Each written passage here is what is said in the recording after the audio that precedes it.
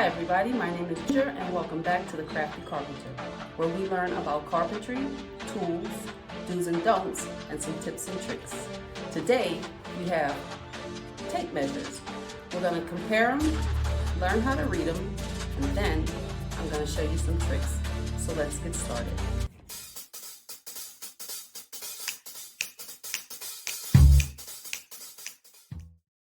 So I'm going to start off explaining a little bit about tape measures, things that all tape measures have in common, and the different qualities that these two tape measures have. Both of these tape measures are 25 foot. The black one on the left is the Crescent Lufkin Shock Force Nite-Eye, and the blue one on the right is the Cobalt Magnetic. The Lufkin is called Shock Force because it's built to withstand falls from high distances. The Cobalt doesn't have that feature, but I have dropped it before and it seems to be doing fine. I want to call out the tabs on the front of both tape measures. As you can see on the Lufkin, there's 3 holes on the tabs, and on the Cobalt, there's only 1 hole.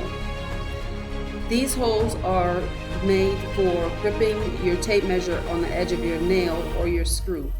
The Lufkin, which has the 3 holes, the holes on the sides are in case you need to pull from a corner so that you can easily lock into, or an angle, and you can easily lock that side notch into something on and pull it on an angle without it slipping off and buckling. All tape measures are going to have a locking mechanism to lock your tape measure in place when you pull it to a length. This little piece of metal, this extra little piece of metal that's on the Lufkin, that's actually a magnet, and that's for picking up nails or screws when you drop them. All tape measures have a clamp on the side so that you can clamp it to your belt or your pants so that you can carry your tape measure with you at all times. But what's really cool about your tape measure, and an important feature on all tape measures, is at the bottom you have a measurement. That measurement is the length of your tape measure, and that's going to come in handy and it's going to be important, and we'll get into that and I'll show you how to use that in just a minute. All right, now that you know a little bit about the tape measure itself, let's learn how to read it. If you can divide in half, learning to read your tape measure is going to be a breeze. So let's take it slow and start with 1 inch. The full line from top to bottom represents 1 inch. So you can see the full line at the 6, the 7, the 8, and the 9. That's 1 inch. Now remember in division, when they told you that when the numerator and the denominator are the same, that equals 1 whole. Well, keep that in mind. So between these 2 full lines, which represents 1 inch, your next line is going to be this one. This line located at the top and bottom of your tape is the 1/2 inch mark. Remember, 2 halves make 1 whole. So reading your tape measure, this mark would be 7 1/2 of an inch.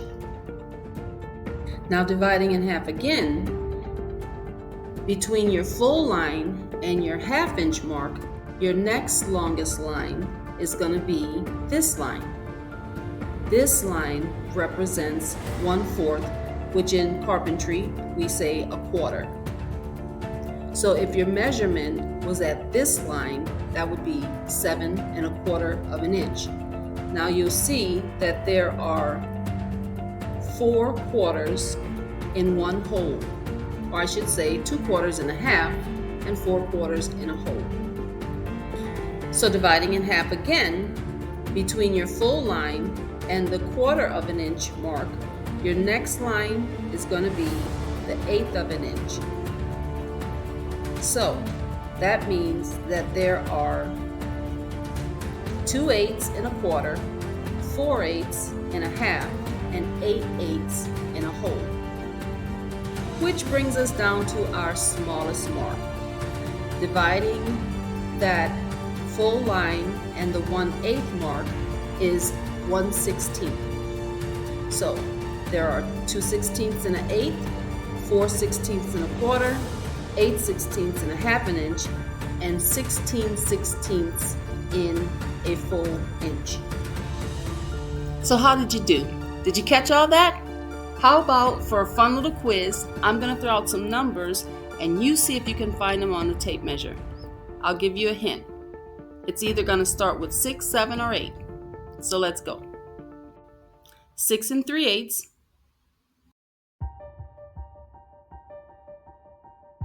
8 7/16. 7 9/16.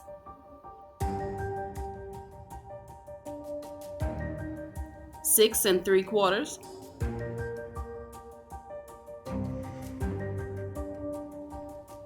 7 15/16.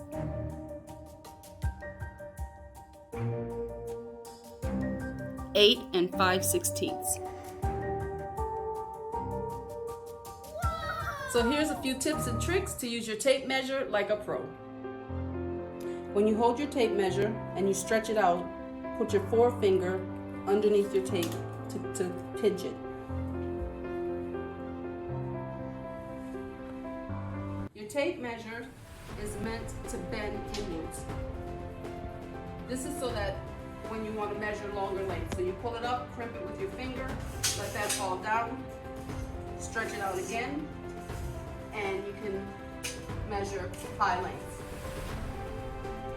If you need to get a measurement between two items like these two posts, you can butt your tape measure, once again bend it, make sure it stays kind of square. You can read your tape measure from the bend, or you can support your tape, lock it in place, and add on your 3 1/8 of an inch.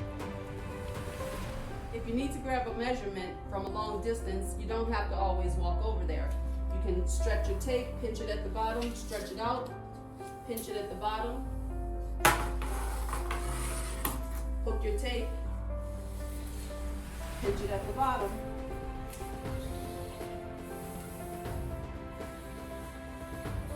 until you get your measurement. Remember our cobalt tape with the magnetic tip? Drop some nails.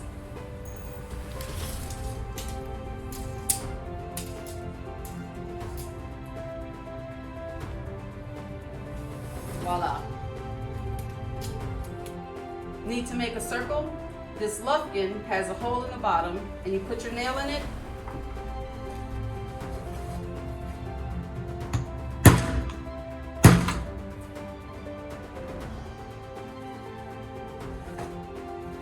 Pull it to a measurement and lock it.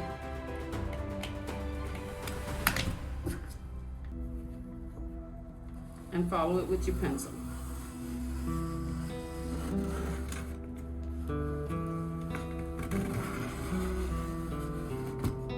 Voila.